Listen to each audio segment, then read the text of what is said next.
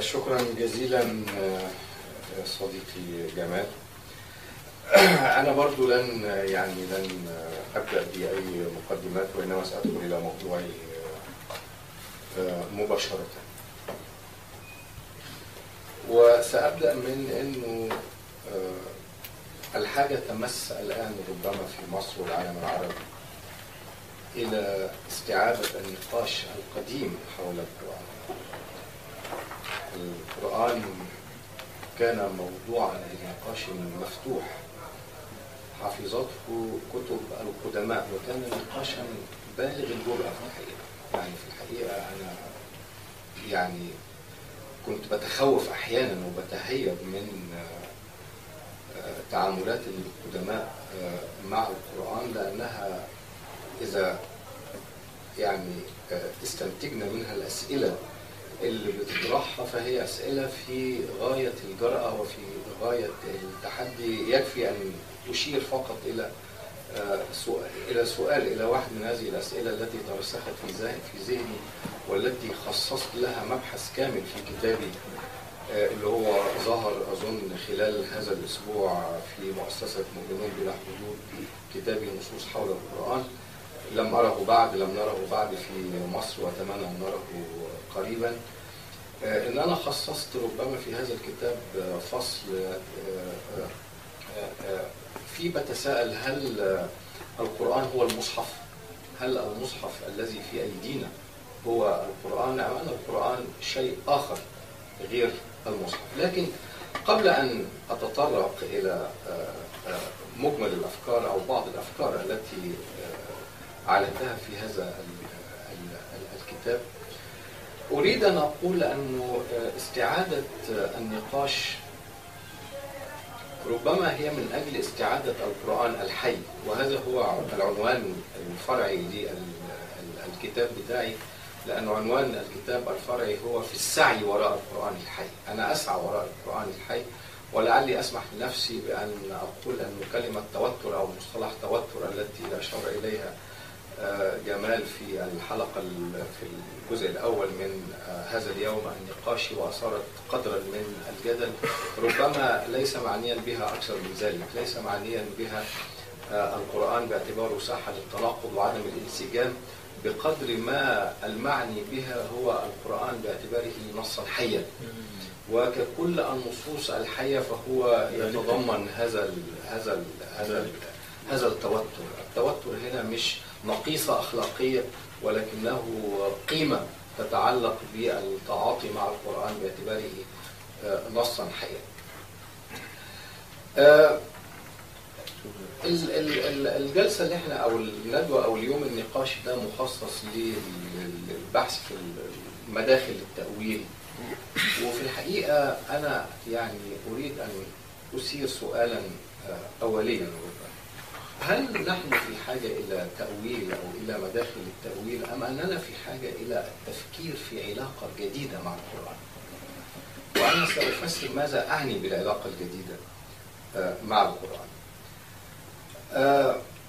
القرآن في تاريخ المسلمين قبل أن يكون موضوعا لفعل معرفي كان موضوعا لفعل سياسي. وأظن أن كون القرآن كان موضوعا لفعل سياسي هو الذي حدد طريقة تعامل المسلمين مع القرآن حتى هذه اللحظة التي نتحدث فيها.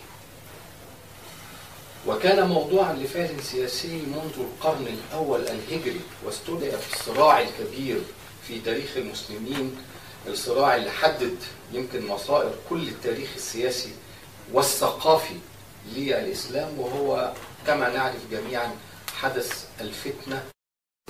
هو الذي حدد علاقة مع القرآن استقرت هذه العلاقة وأصبحت هي العلاقة السائدة، وهي التي حكمت كل تاريخ المسلمين في التعامل مع القرآن حتى هذه اللحظة. كما نعرف جميعا أنه في الحرب الضروس التي قامت في الفتنة الكبرى بين الإمام علي وبين معاوية، كلنا نعرف هذه الحكاية التاريخية المتعلقة برفع القرآن على أسنة المصاحف والرماح، وإنه دي كانت حيلة أموية أو أوحى بها عمرو بن العاص كما تسجل كتب التاريخ إلى معاوية لكي يتم وضع حد لحرب بدا أنها تكاد تطيح بأحلام وآمال معاوية وفريقه.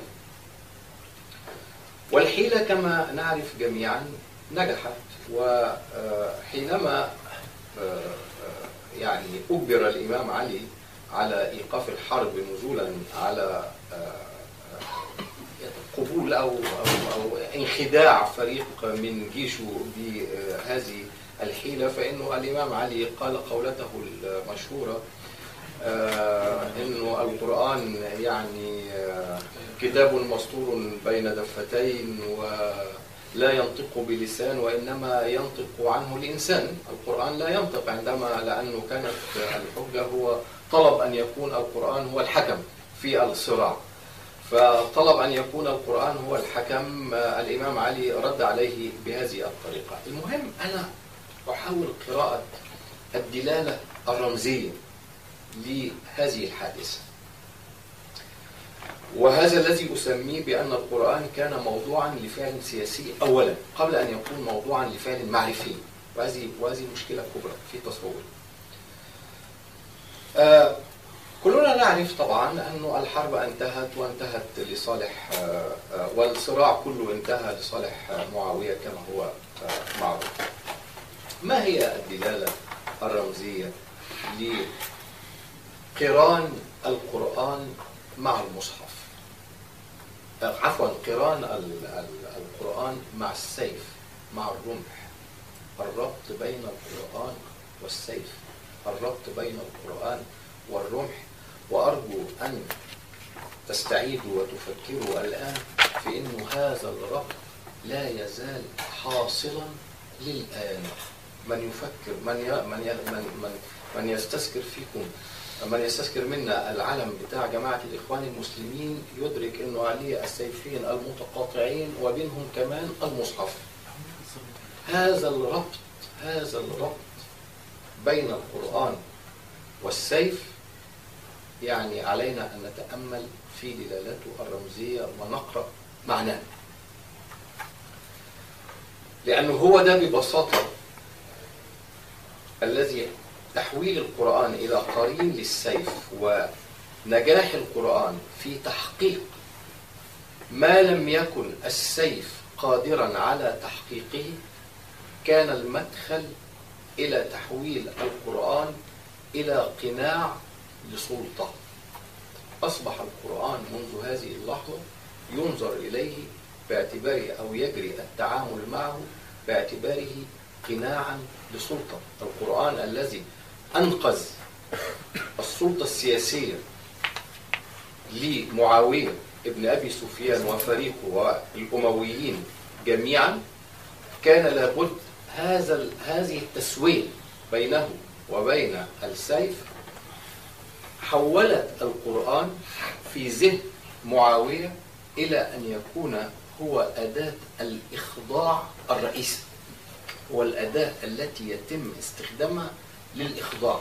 في حين لو استرجعت عبارة الإمام علي أو مقولة الإمام علي المشهورة، الإمام علي كان بيتكلم عن القرآن باعتباره ساحة للأفهام. القرآن لا ينطق بلسان وإنما ينطق عنه الرجال، ينطق عنه البني آدمين، ينطق عنه الناس.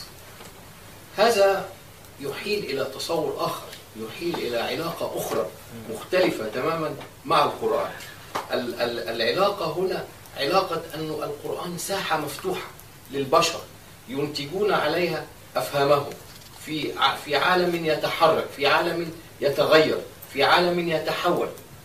بينما العلاقة التي كان يرمز إليها معاوية بالربط بين القرآن والسيف تشير إلى شكل آخر من أشكال العلاقة، هو أن القرآن سيقوم بنفس المهمة، بنفس المهمة التي يطلب من السيف أدائها، يطلب من السيف القيام بها، يطلب من السيف الإخضاع إذن القرآن أصبحت مهمته مهمة الإخضاع. أظن أنه هكذا حضر القرآن دائما.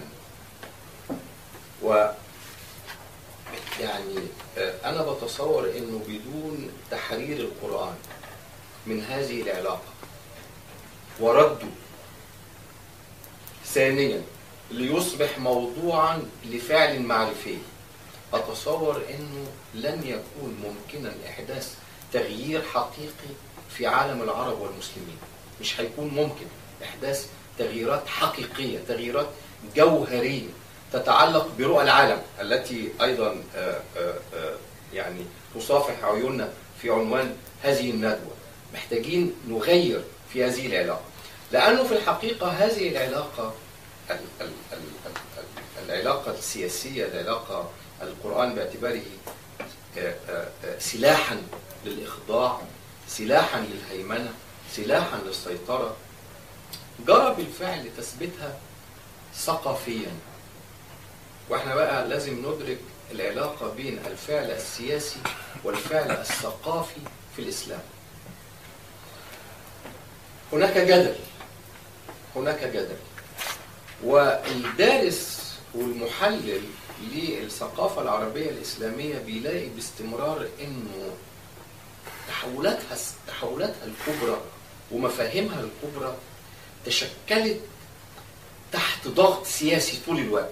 السياسة بتلعب دور مركزي في هذا التشكيل، في تشكيلات الثقافة، تشكيلات مفاهيمها، وتشكيلات التحولات الكبرى داخلها. وخليني أقول لكم إزاي العلاقة دي، إزاي التحول من القرآن باعتباره ساحة فهم إلى القرآن باعتباره سلاح للإخضاع. خلينا أديكم مظهر، خلينا أوريكم في الثقافة إزاي ده تحقق. يعني هو في السياسة تحقق وتحقق آليا بعد ذلك داخل الثقافة. كيف تحقق؟ في الحقيقة اللي يرجع إلى تعامل الصحابة مع القرآن، وده بنعرفه من خلال مدونات التفسير. إنه لما بنروح لمدونات التفسير بنشوف إنه المدونات دي بتسجل الطريقة اللي تعامل بها الصحابة مع القرآن، تعاملوا إزاي.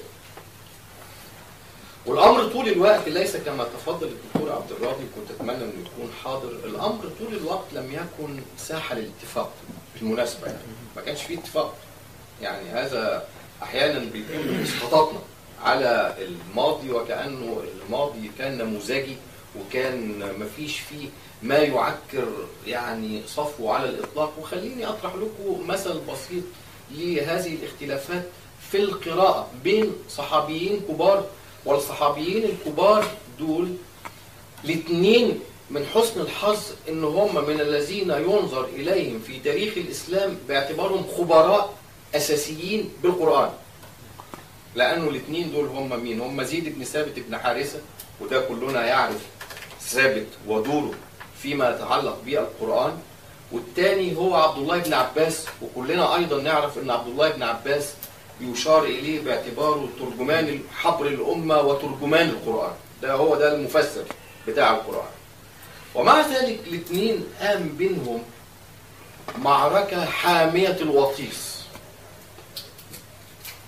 حول قراءة شطر من آية في سورة النساء، الآية اللي هي آية المواريث، الآية رقم 12 اللي بتتكلم على المواريث، اللي بتبدأ بيوصيكم الله في أولادكم للذكر مثل حظ الأنثيين.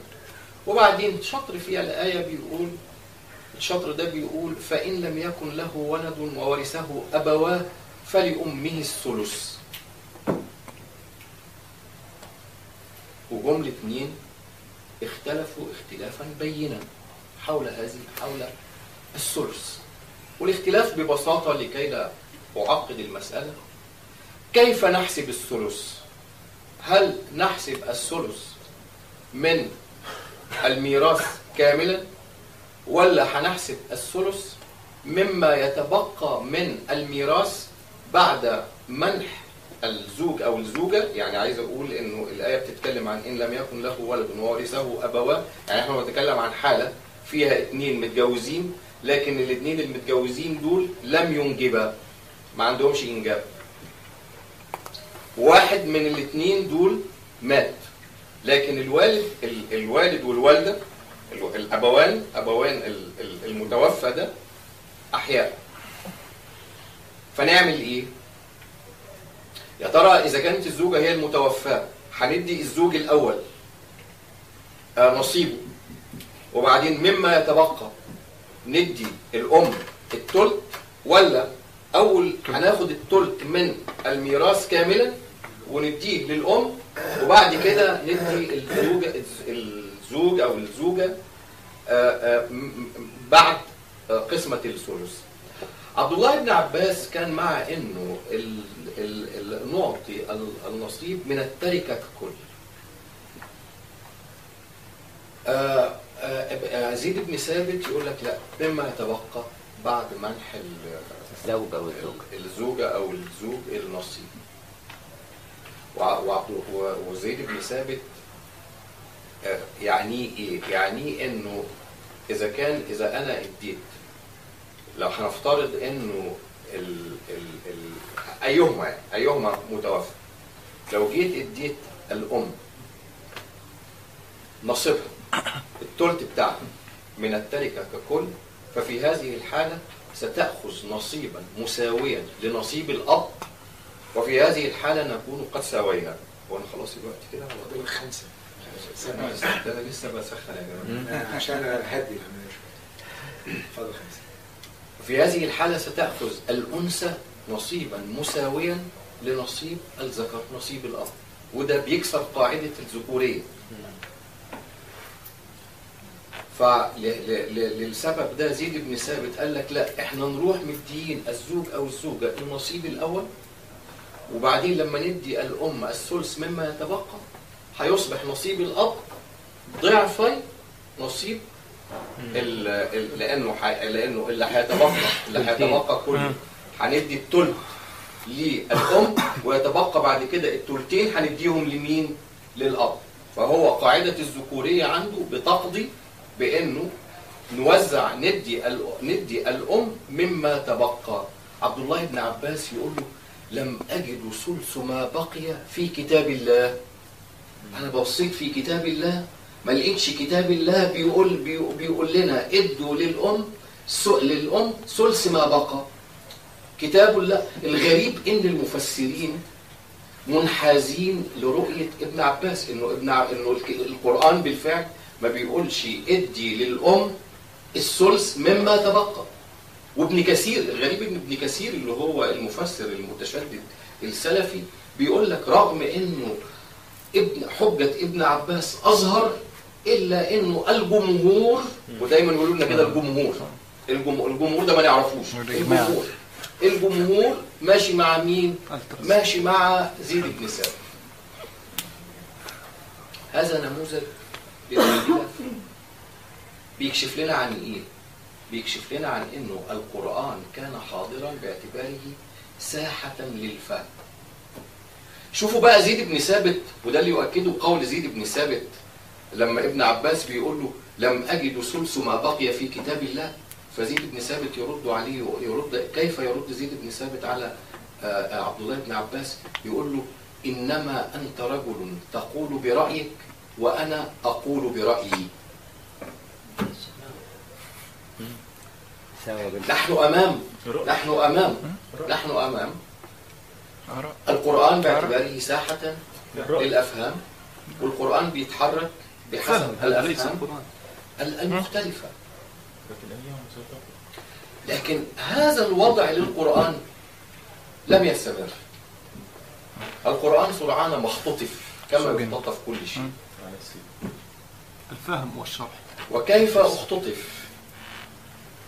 اختطف عبر تحويله من خطاب للعباد يحيلونه إلى ساحة ينتجون عليها فهمهم. وعلى فكرة القرآن بيقدم نفسه للناس باعتباره كده. دايما القرآن دائما يقدم نفسه باعتباره ذكر، بيان، حديث، هدى، رحمة، كل هذا. ودايما رابط نفسه بمين؟ رابط نفسه بالعباد بالناس باستمرار، رابط نفسه بالناس. لكن هذا القرآن الذي يقدم نفسه للناس بهذه الطريقة أخذ الثقافة، راحت واخداه وراحت عامله له عملية تحويل. حولته لإيه بقى؟ حولته لصفة أزلية قديمة لله. وده المسار اللي بدأوا الحنابلة ورسخوا، ثبتوا بعدهم مين؟ ثبتوا بعدهم الأشعرية. الحنابلة بدأوا والأشعرية أكملوا المسار. فتحول القرآن إلى مفارق متعالي، ارتفعنا به من دنيا الناس إلى عالم الملكوت الأعلى. ارتد صفة قديمة أزلية قديمة لله.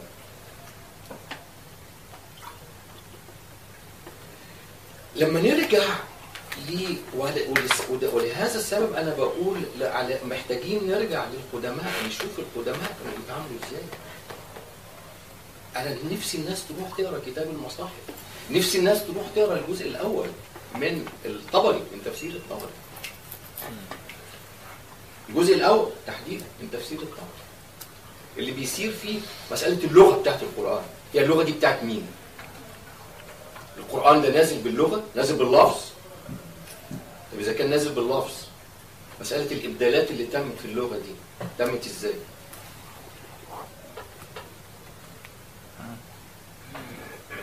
مسألة التباين. على فكرة أسئلة القرآن، القرآن هو المصحف ده سؤال أي حد بيقرأ كتابات القدماء، لأن القدماء مختلفين. ده مختلفين في عدد صور. يا ترى عدد صوره 116 ولا 114 ولا 118؟ طب إذا اتفقنا على إنه ممكن يكون هناك اختلاف في عدد الصور، ده مختلفين في عدد الكلمات. طب عدد كلماته كام؟ طب إذا اختلفنا عن إنه واحد بيأثر كلمة، بيأثر الكلمة بدل ما يكتبها 3 حروف بيكتبها حرفين. طب دول مختلفين كمان في عدد الحروف. والاختلافات مش هينة. يعني حد يقول لك، يعني لما حد يقول لك مثلا 70,000 حرف، ويجي حد تاني يقول لك لا ده مثلا، يعني أنا بقول على سبيل المثل، ويجي حد يقول لك لا ده 76,000 حرف. الفرق الكبير ده جاي منين؟ يعني الخلاف مش في 3 حروف 4 حروف 5 كلمات 6 كلمات، خلافات في عدد كبير جدا من الكلمات. كل ده موجود في الكتب القديمة. الكتب القديمة للسبب ده بتفتح الكتب القديمة باب لأننا ندرك إنه القرآن خطاب دخل البشر في تركيبه. البشر ليهم دور دخلوا في تركيبه. الخلافات حوالين حجم القرآن بالمناسبة كمان، في خلافات حوالين حجم القرآن، لدرجة انه السيوطي مثلا تبص ليه يقول لك ايه، يحكي لك يجيب لك رواية، المؤاخذة كمان بس انت قليل، لك يجيب لك رواية يقول لك والله ايه فلان كان بيقول انا والله انا قريت القرآن، ففي واحد قال له رد عليه وقال له ما تقولش انت قريت القرآن، قول انا قريت اللي موجود من القرآن. وكلنا عارفين النزاعات اللي صارت حوالين سورة الأحزاب. السيدة عائشة عندها حديث بتقول فيه إن سورة الأحزاب دي كانت بقي منها ثلثها، تلتها بالظبط، يعني تلتينها بيقال إنه تلتين السورة مش موجود. الخلاف حوالين مسألة رجم الزاني، وردوا للآية المشهورة، وتكتشف إنه هناك معضلات حوالين هذه الآية، حوالين آية رجم الزاني دي. والرواية لما نرصد الروايات المتعلقة اللي وردت في الكتب القديمة بخصوص هذه الآية اللي هي الآية الشيخ والشيخة إذا زنيا فارجموهما البتة جزاء نكالا بما ارتكب من اللذة أو بما الخلافات حوالين هذه الرواية في هذه الآية في الكتب من أغرب ما يمكن. عمر بن الخطاب حاضر حضورا جوهريا في الروايات المتعلقة بهذه الآية، وحاضر للغرابة بطريقتين متعارضتين. حاضر بطريقة من كان يتمنى والروايه دي وردت في الموطأ مثلا، في موطأ ابن مالك. عمر ابن مالك اورد هذه الروايه، وورد في مصادر قديمه، في كثير من المصادر القديمه، ان عمر قال انه لولا ان يقال ان عمر زاد في القران، عمر لما حج اخر حجه اناخ ناقته ما اعرفش فين ونزل خطب في الناس وقال لهم ايها الناس انا سمعت ناس بتتكلم عن الرجم وبتشكك في ايات الرجم، والله الايه دي كانت موجوده وقريناها وما اعرفش ايه، ولولا ان يقال ان عمر قد زاد في القران لكتبته. وكأن عمر كان حريصا على كتابه الايه. لكن روح للسيوطي بقى في روايه اخرى مختلفه اختلافا بينا عن هذه، بتقول لنا ان عمر بن الخطاب هو الذي منع كتابه هذه الايه. والروايه بتقول انه ابي بن كعب كان، وهو صحابي جليل، ابي بن كعب من الصحابه الكبار اللي هم بيقال ان هم خبراء القران الاول. ابي بن كعب واقف بيستقرئ النبي الايه،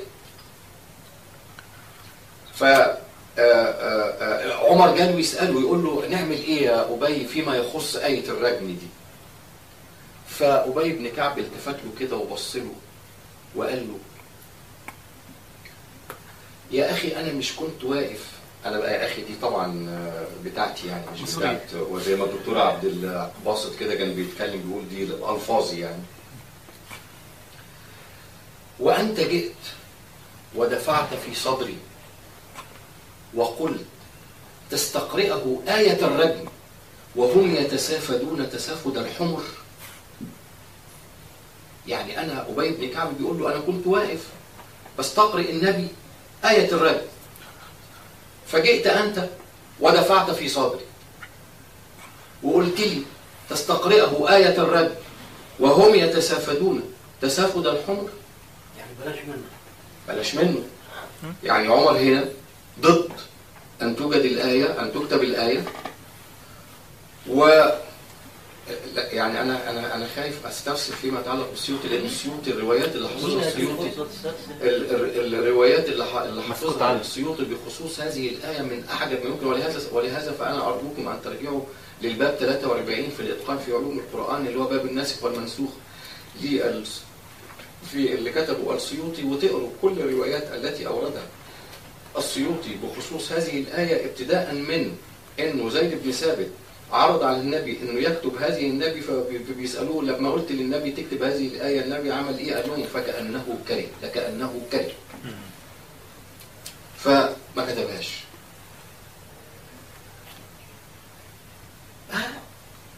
انا لا اقول انه علينا ان نفتح الباب لذلك من اجل ان احنا نعمل مثل ما فعل القدماء في القران، انا لا اقول ذلك ابدا، ولا أود أن أقترب من القرآن أدنى اقتراب، وإنما كل ما أعنيه أنه إذا كان القرآن في التنزيل قد خضع لكل هذه السطوة الإنسانية، لكل هذا التدخل الإنساني سياسي، يعني قل ما تشاء، يعني أنا أتحدث عن التدخل وخلاص، السياسة غير السياسة كما تشاء، السياسة ليست بريئة طول الوقت مؤكد. فهل يا ترى يضرب بين الناس الآن وبين القرآن وبين أي حديث حول القرآن يحاول أن يعيد القرآن مرة أخرى إلى عالم الناس، إلى عالم البشر، بدلا يظل في تعاليم مجرد قناع تتخفى وراءه سلطات تريد طول الوقت أن تفرض هيمنتها وأن تفرض على الناس الخضوع ليها. وشكرا. يعني دايما محمد حربي لازم يعني حربي هي كلها على أرض المحبة يعني. أنا متأكد. طبعا معك حق يعني انه لازم، بس لو تأملت قليلا فيما تكلمت تكتشف انه في اطار رؤى العالم انا شايف انه القرآن لا يزال موضوعا للآن لإطار رؤية للعالم ذات طبيعة سلطوية، وانه من الضروري تحريره من هذه الرؤية السلطوية اللي هي بتعيقه عن أن يكون يعني حيا وعاملا من عوامل نهضة كبرى حقيقية. ويمكن الدكتور عصام في الحقيقة أثار نقطة يعني أنا شخصيا لابد أن أثني عليها، مسألة إنه خلو القرآن من التناقض. أنا شخصيا واحد من الناس الذين يؤمنون بذلك تماما، وإنه الأمر فقط في حاجة إلى رؤية سياقية. لكن سؤالي للدكتور عصام كشخص وكمنتمي لمؤسسة، هل نحن قادرون فيما يتعلق بهذه القضية قادرون على أن نمد الخط إلى استقامته؟ بمعنى إنه المنظومات التقليدية القديمة، يعني خليني أتكلم عن المنظومة الفقهية تحديدا. المنظومة الفقهية في تعاملها مع القرآن فيها مفهوم مركزي ومفهوم النسخ والمنسوخ. هل نحن انطلاقا من وجهة النظر اللي بيطرحها الدكتور عصام واللي أنا شخصيا يعني ميال إليها، أنا لا أتبنى فكرة إن القرآن فيه نسخ ومنسوخ، وفي التراثيين الأصفهاني عنده موقف فيما يخص هذه المسألة. المغرب العربي كله. هل نحن قادرون على تحمل تبعات مثل هذا الموقف، وبما يستتبعه ذلك من تفكيك المنظومة الفقهية التقليدية الموروثة؟ لأنه أنت هتبقى مضطر اضطرارا إنك تروح للمنظومة الفقهية وتتحداها، لأن المنظومة الفقهية التقليدية قايمة على إنه في ناسخ ومنسوخ، وبدون الناسخ والمنسوخ هتتقوض المنظومة. هناك يعني وده كمان سبب من يعني عامل من بين العوامل اللي هي هتنقلنا من التعامل مع القرآن بوصفه نصا إلى القرآن بوصفه خطابا. إن القرآن يعني لأنه النص بيحيل إلى زي ما أشار جمال إلى وحدة مؤلف ووحدة دلالة، وبالتالي لازم الدلالة تكون واحدة، فعلشان الدلالة تكون واحدة يبقى لابد أن نمارس عمليات إزاحة وإقصاء لكل ما يعارض هذه الدلالة الواحدة.